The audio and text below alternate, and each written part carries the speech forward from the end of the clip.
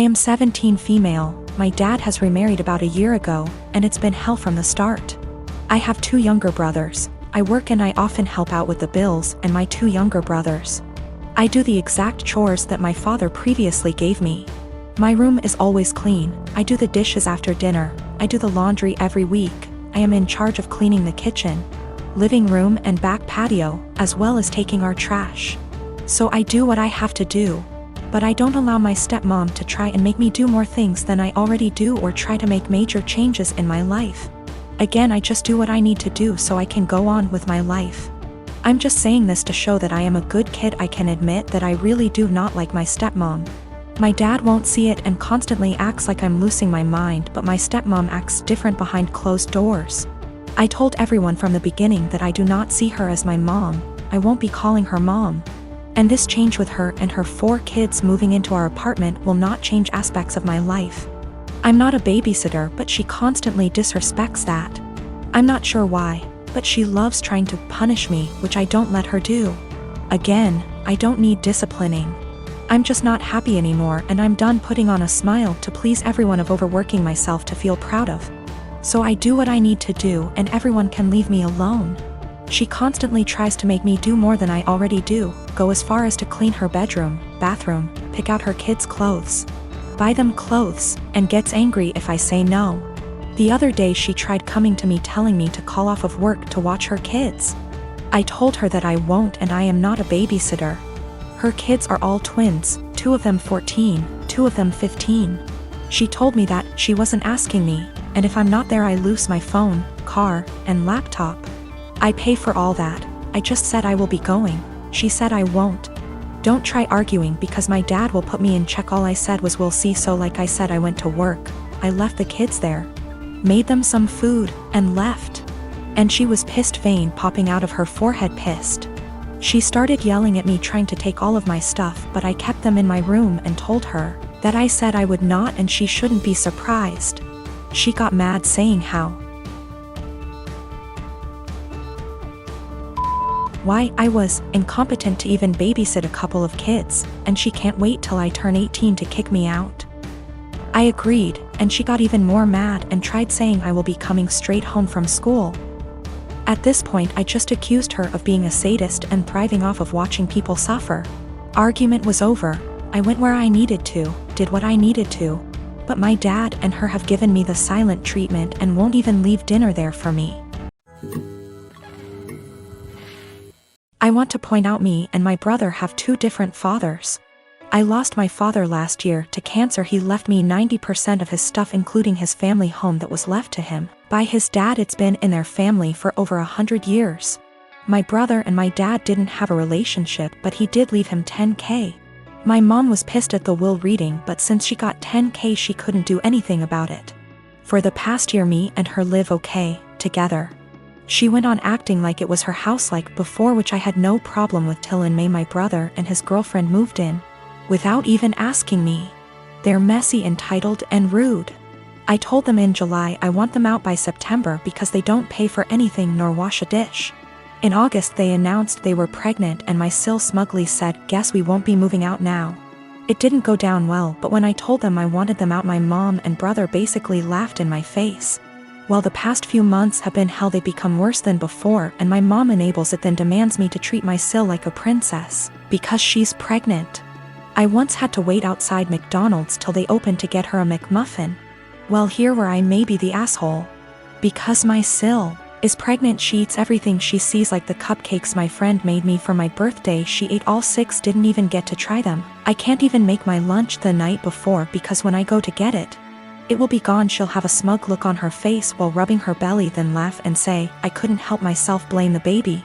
If I put stuff in my room, my mom will open the door with the spare key. Sil can go through my mini fridge.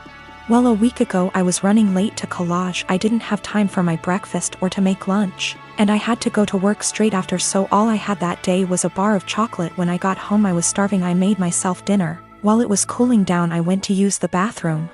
I must have been in there 10 minutes at most. By the time I came out she had 70% of my dinner ate, and I literally lost my shit. Of course she started crying. My mom and brother started screaming at me for making her cry, making excuses, Like how she couldn't help it and it was my fault for leaving food around her. Well, I had enough. I told them get out just like before I got mocked. But here's the thing, back in October my uncle offered me a life-changing amount of money for the house. I called him up crying a few days ago explaining the situation. He said he'd buy the house, but he will evict my mom and brother. The OFC didn't take it too well and I have had to stay with a friend. I've been receiving texts and I'm being tagged in multiple posts on social media. I'm starting to think I'm the bad person now. So for making my mom and brother homeless? If I sell the house to my uncle I will lose 100K, but he's always been good to me. And it's one of those situations where I'd sleep better knowing it's gone to someone in my dad's family. My mom told me because of my age I wouldn't be taken seriously if I tried to evict them. If I evict them and continue to live in the house along with the high financial costs, I don't think they'd ever let me live in peace. My mom has health issues and my sil will have to move in with her parents. They won't allow my brother, so I'd be splitting up a young family. In my mom's words, I'm a native French speaker from Canada, but I have a very pronounced Acadian/Kayak accent. For those who don't know, it's pretty much a mix of French and English with some local dialect thrown in there. Pretty common in the Maritimes, where I still live. I'm perfectly bilingual in both languages. I started dating my boyfriend, who only speaks English, about 4 years ago and spent a lot of time with his family. They've all been really great, except for one of his aunts. She says she was a French teacher in Anglophone schools for over 40 years up until a year ago and even studied in France. And she insists on only talking to me in French. I agreed at first since I didn't want to be rude to his family, but it's getting super weird. I don't understand how she was able to teach kids English or how she comes up with most of her sentence. Like I have to guess 90% of whatever she says and hope I'm right because it makes absolutely no sense. Example, she said a la citrouille la tarte va bien dans ma bouche, which roughly translates to the pumpkin a pie goes well in my mouth, when she meant this pumpkin pie tastes delicious. She constantly criticizes my accent and tries to correct my pronunciation of certain words, and tells me I need to pick a language.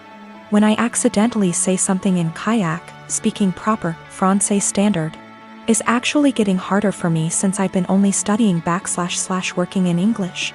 So last night during dinner she started going on about how Acadians were uneducated and made no effort to properly learn a language, which is total BS, and obviously weirdly directed at me.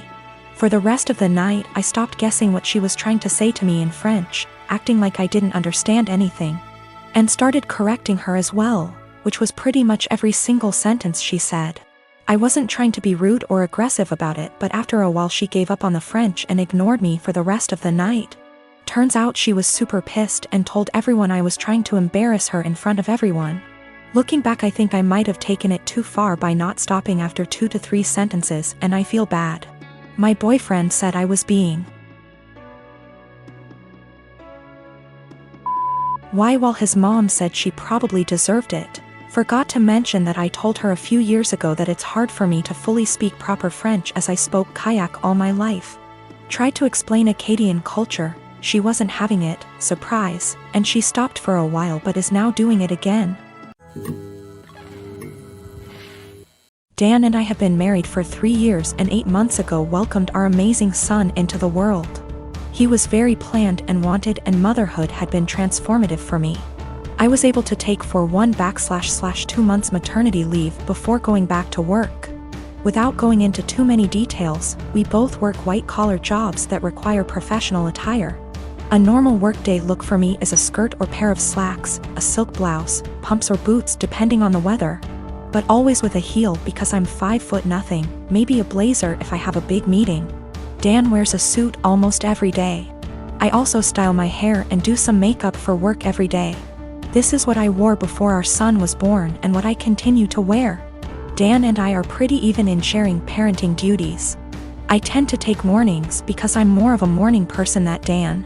A normal morning for me starts early, short workout, shower, get baby up, get baby ready and baby off to Dan because the daycare is on Dan's way to work.